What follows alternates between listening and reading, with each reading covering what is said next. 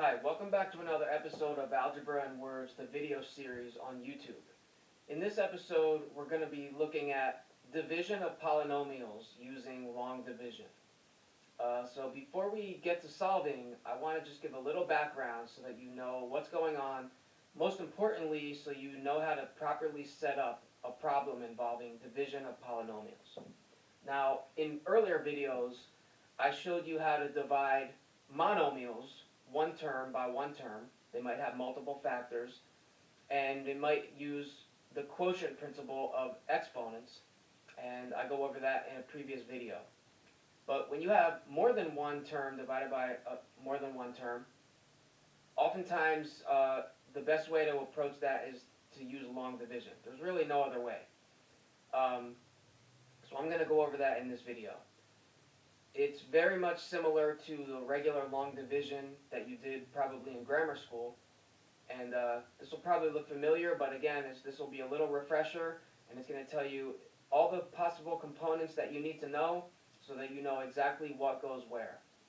Before we get into that, I want to say that what we're going to go over tonight, the basics of fractions and converting division into long fractions or long division, you can follow along in my book, Algebra and Words, and that starts on page 34. And if you wanted to follow along with the actual written procedure for how to do long division of polynomials, you can follow along with that in Algebra and Words 2, starting on page 38. Now, for dividing polynomials, again, we use long division when we no longer have one term divided by one term, because it gets a little more complicated than that. Now, what I have on the board here is a basic way that you can convert a fraction or a division sentence into long division. And as I was saying, you can solve and divide polynomials using a long division procedure that we're going to look at. We're going to look at the regular conventional form of long division. There's also synthetic division, and synthetic division uses a similar method, except it kind of strips out all the variables and exponents. I'll go over that in a separate video, but in this video we're just going to look at the conventional long division method. So let's get started. There's two ways that a problem or a question can give you division. One of them could come in the form of a fraction, numerator over a denominator. And so let's just start with that. And what's very important that you understand is how you take a fraction and convert the numerator and denominator into long division. I think the terminology is something that slips through a lot of people's radar, so let's discuss that. What you need to know is, first of all, you should think of the numerator as the dividend and the denominator as the divisor. Now, why does that matter? It matters because the dividend and divisor go into specific places into long division. Long story short, the divisor, or what you might think of as the denominator, goes here, and the dividend, or the numerator, goes inside underneath the long division symbol. Okay, and then you should also get accustomed to the proper way to say it. The way that you would say it is, the dividend divided by the divisor equals the quotient plus the remainder, if there is a remainder. I'll explain that too. So again, dividend divided by divisor equals quotient plus remainder. Sometimes people say the division a different way. Sometimes they may say, how many times does the divisor go into the dividend to get the quotient? And if you say it that way, you need to understand that you could say it in that way, but you just need to know that this is the divisor and this is the dividend.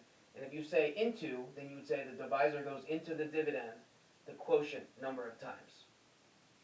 Let's also look at, suppose you were given a sentence with this division symbol. And again, dividend is written first. Dividend divided by the divisor equals the quotient plus the remainder.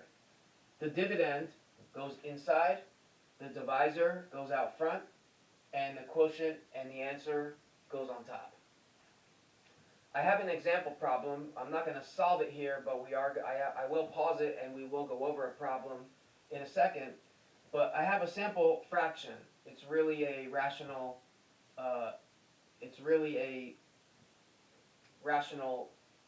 Fraction.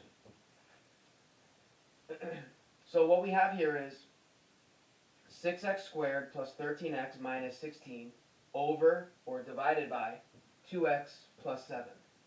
And if we convert this into long division, this is how it's going to look. Notice that the 2x plus 7, the divisor, goes here. And the dividend, 6x squared plus 13x minus 16, goes in here. Like I said, I will pause this and erase some of the board and we will solve it shortly. But I want to say two more things before we solve. Two more important things that you need to know to properly set up long division of polynomials. The first thing is you want to make sure that both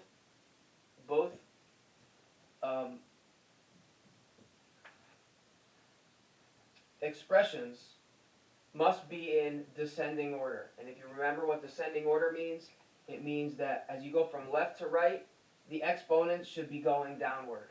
All right, so both the dividend and the divisor both need to be in descending order, or if it's in a different order, the long division won't work. But in addition to that, there's another important aspect as well.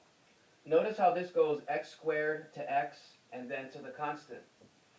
Well, if you notice that you have a missing factor of the variable with a missing exponent, so for example, suppose it went x cubed to x squared, but there was no term with x to the power of 1, and then it went to the constant, then what you need to remember is, if it's missing one power of the base or the variable, you need to fill in that with a placeholder that would have 0 as the coefficient, and then x, or whatever the variable is, raised to that missing exponent.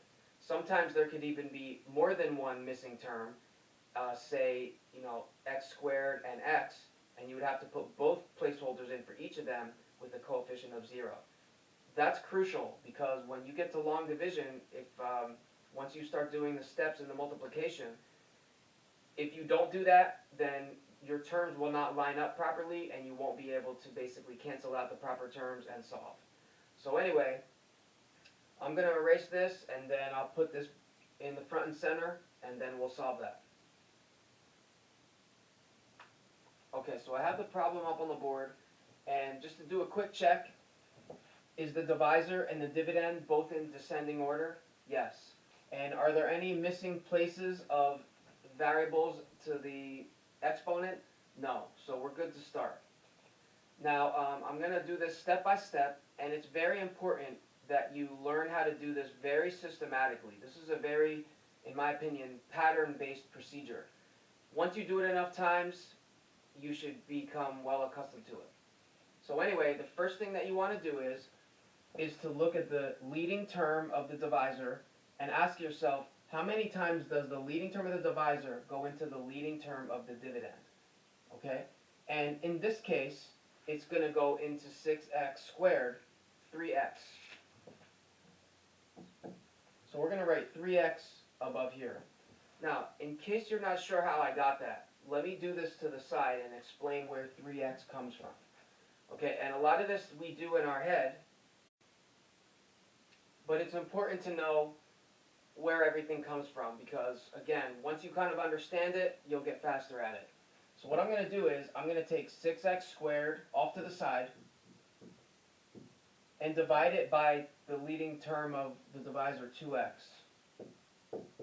And just do the simple division or reduce. And if you notice, 6 over 2 becomes 3, and x squared over x becomes x. I show you how to do division of common bases using the quotient rule of exponents in a different video. But my point is, to go from here and here to the 3x, you're really doing a little division in your head, or you could even write it off to the side. So that's where the 3x comes from, and that's where all of these terms will come from. Okay, so let's go to the next step. Once we determine that, we're going to take this term and divide it by this term and write that answer here. 3x times 2x is 6x squared. And then take this term times this term, 3x times 7, which is 21x. And write it here. Let's pause for a second and just take notice of a couple details. Notice that these terms are lined up. They're like terms, x squared and x squared. Also, notice that these terms are lined up, x and x. If we had a missing place and we didn't put in the proper place value, as I was referring to before, then some of these terms wouldn't line up properly and we couldn't continue. But we started it right, so in this case it does. Okay, also, it should be a good indicator when you get to this step if you did it right, because the leftmost term should always be the same as the term above it, the exact same. Because, as you'll see in the next step, when we change the signs of both terms and draw the line, and then from left to right combine, so 6x squared minus 6x squared becomes 0, and 13x minus 21x is negative 8x, and then bring down the next term, including the sign. And you're going to now just sort of repeat the process. So you're going to say, how many times does the leading term 2x go into this term, negative 8x? And in this case, that would be negative 4 times. So put the negative 4 here. Negative 4 times 2x is negative 8x. And negative 4 times 7 is going to be negative 28. And now, change the signs of both. And we get, this cancels to 0, which it should, and negative 16 plus 28 gives us 12.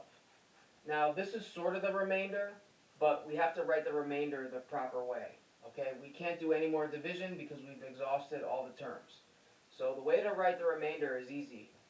Take whatever this is,